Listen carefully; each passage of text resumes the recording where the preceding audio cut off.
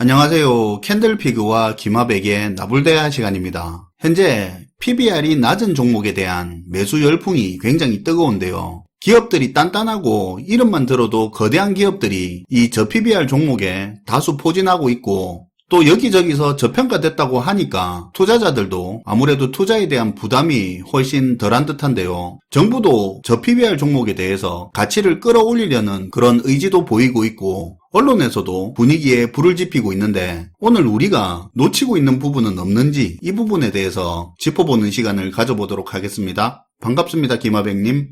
네, 안녕하세요. 최근에 보면 저 PBR 종목에 대한 투자가 엄청 뜨겁습니다. 시장에서 관련된 급등 종목들도 막 쏟아져 나오고 있고요. 그만큼 지금 사람들이 저 PBR 종목을 찾는데 혈안이 돼서 정신이 다 팔려있을 정도고, 심지어 우리나라의 일부 투자 운용력들 사이에서는 다음에 순환매로 상승할 저 PBR 종목에 대해서 자체적으로 안에서 리스트가 돌고 있다는 얘기가 나올 정도로 지금 저 PBR 종목 투자에 대한 열풍이 엄청 뜨거운 상황입니다. 그런데 지금 보니까 우리가 이 저 PBR 투자에 대해서 정작 알아야 될 내용에 대해서는 거의 이야기를 안 하고 있는 것 같고, 지금 시장에서 도는 대부분의 얘기가 지금 시장 상황이 이렇게 어려운데 그래도 이럴 때 저 PBR 종목인 가치주에라도 투자하면 수익 날 수 있는 거 아니냐는 식으로 이런 얘기만 계속 나오고 있는 것 같더라고요. 근데 이게 사실 그냥 들었을 때는 솔깃한 얘기는 맞거든요. 왜냐하면 저 PBR 종목이라는 게 보통 PBR이 1 미만인 주식을 저 PBR이라고 하는데, 여기서 PBR이 1 미만이라는 의미는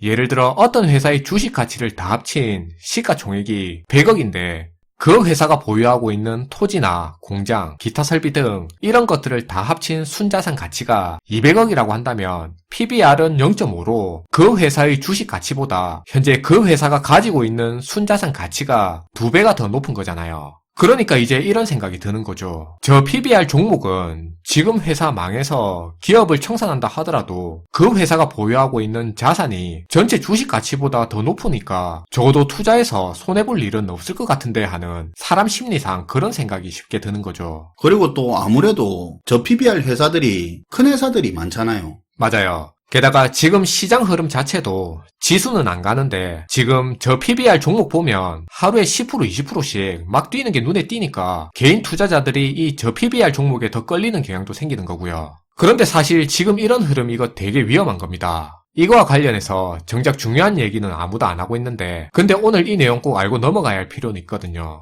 일단 이번에 정부에서 코리아 디스카운트를 해소하기 위해서 기업가치 밸류업 프로그램하고 자사주 제도 개선 방안을 도입하기로 했는데요. 미국하고 일본 증시가 최고점을 찍으면서 잘 나가는 거에 비해서 지금 우리 한국 증시가 좀처럼 탄력을 못 받으니까 이번에 이런 결정을 통해서 우리 한국 기업들의 기업 가치를 올려가겠다는 겁니다. 계획에 따르면 올해부터 금융당국의 이번 새 정책에 따라 앞으로 PBR 지표가 낮은 기업들은 자기들의 기업 가치를 어떻게 올릴 건지 기업 가치 재고 계획을 기재해야 하고요. 그리고 금융위원회는 거래소하고 협의해서 PBR이 1 미만인 기업이 어딘지 투자자들이 한눈에 쉽게 비교해서 확인할 수 있게 상장사 업종별로 PBR 비교 공시를 시작할 계획입니다. 그래서 앞으로는 시가총액이 보유 자산보다 적은 PBR 1 미만인 기업은 스스로 주가 부양책을 내놓게 그렇게 유도하겠다는 취지죠.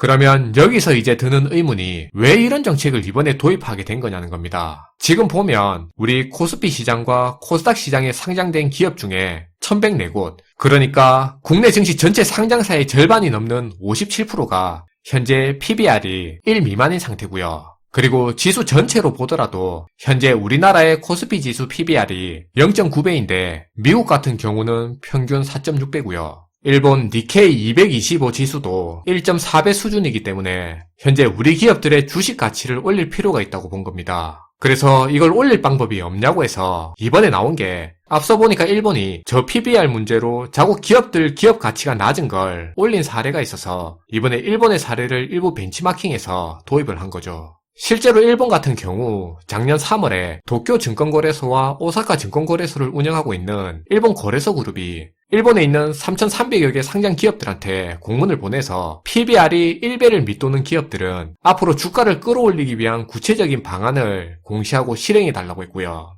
그러면서 주식 가격이 청산 가치에도 못 미치는 PBR 1 미만인 상태가 계속되면 2026년에 상장 폐지 리스트에 올릴 수 있다고 경고한 일이 있습니다. 와, 되게 빡빡하게 나왔네요. 적극적인 주가 부양에 대한 의지를 보인 거죠. 물론 일본 기업들의 실적 성장이 크게 뒷받침해준 부분이 있겠지만 실제로 그러고 나서 지금까지 일본 주가가 많이 올라서 효과를 봤던 거예요. 아무튼 그래서 지금까지 소개한 요게 이번 우리 금융당국의 정책 배경인데요. 그러면 이제 금융당국은 우리나라의 주식시장이 겪고 있는 이 저PBR 현상을 구체적으로 어떻게 해결하려고 하냐면 결국은 기업들이 배당을 확대하게 만들어서 투자 유인을 늘리고 그리고 또 기업들이 적극적으로 자사주 매입도 하게 만들어서 투자가 확대되게 하는 식으로 그렇게 해서 주가를 부양하려고 하는 겁니다. 그런데 여기서 이제 문제는 일부 투자기관들 사이에서 이번에 이렇게 정부가 내놓은 정책에 대한 실효성에 회의적인 반응을 보이고 있고요. 부작용까지 나올 수 있다는 얘기가 나오고 있습니다. 근데 이번 정책은 저평가받는 기업들의 주가를 올리겠다는 거잖아요. 투자기관 입장에서 주가 오르고 거래량 늘어서 좋은 건데 왜 회의적인 반응을 한다는 겁니까?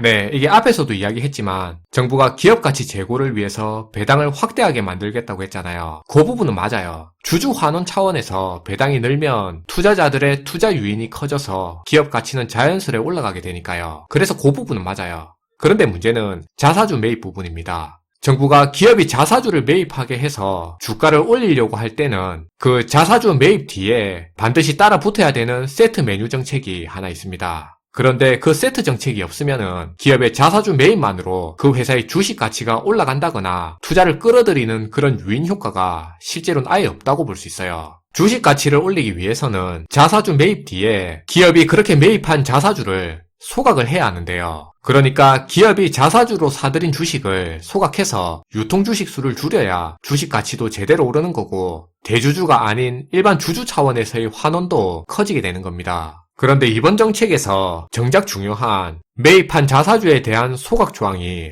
쏙 빠진 거예요.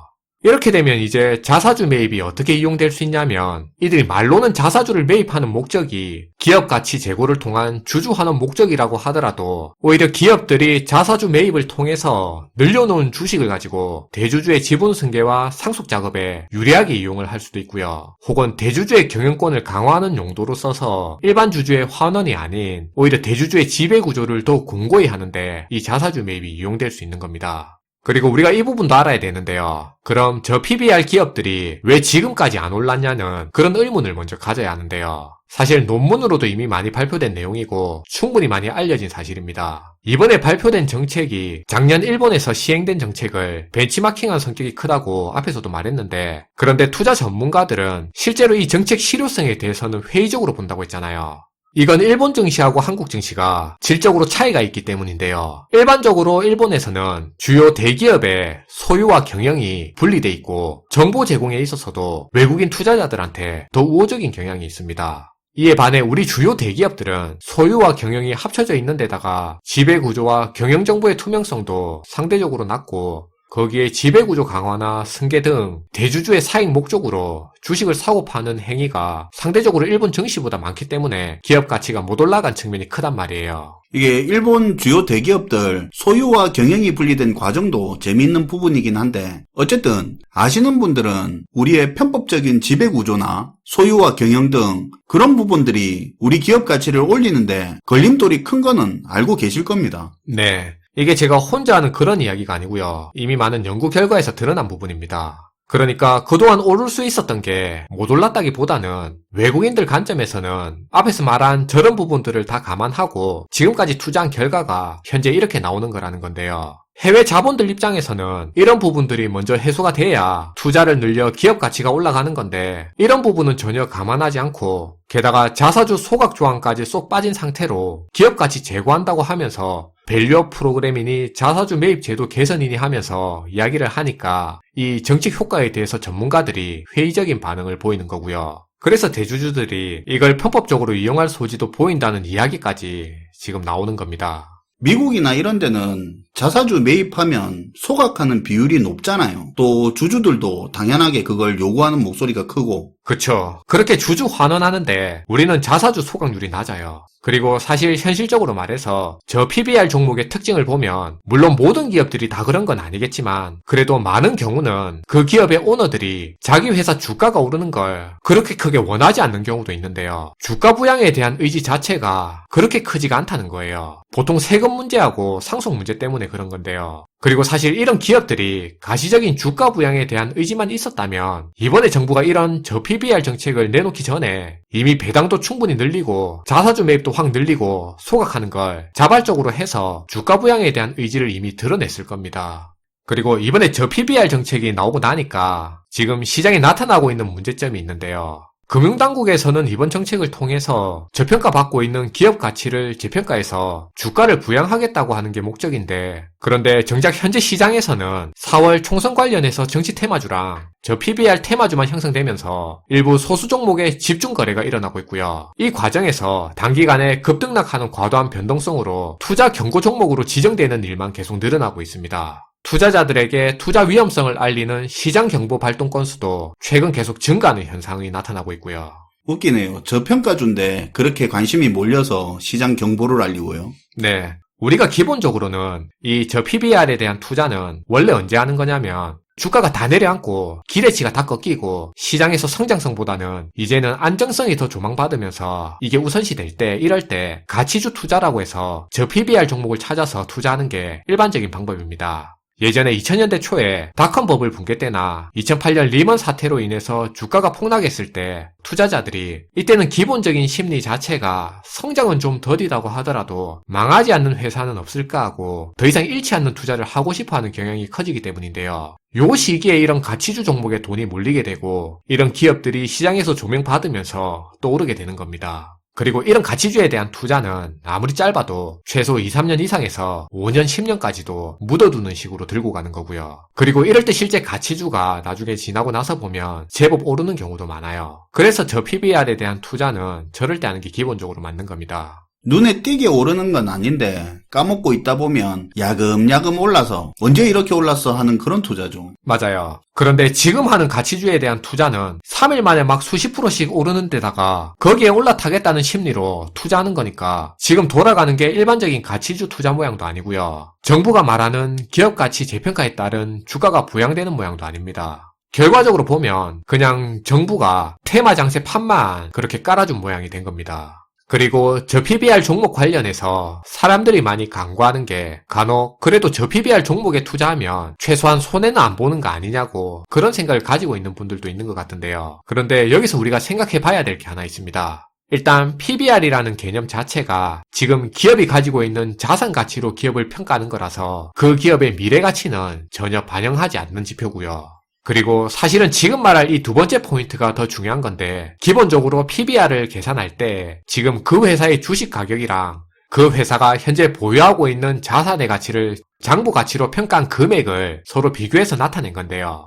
그런데 여기서 장부가로 평가한 자산의 가치가 실제 현재 시장에서 거래되는 자산의 가격하고 같을 거라는 보장이 없다는 겁니다. 특히 시기적으로 현재 상황 같은 경우에는 더 애매한 게 뭐냐면 팬데믹 전 과거 예전하고 비교했을 때 지금 자산 가치가 많이 높이 평가되고 있는 상태라는 겁니다. 그러니까 어느 정도 거품이 끼어있는 가격이 반영된 장부가일 수도 있는 거라서 저 PBR이라 하더라도 그게 실제로는 그만큼 저 PBR 상태가 아닐 수도 있을 가능성이 있다는 거예요.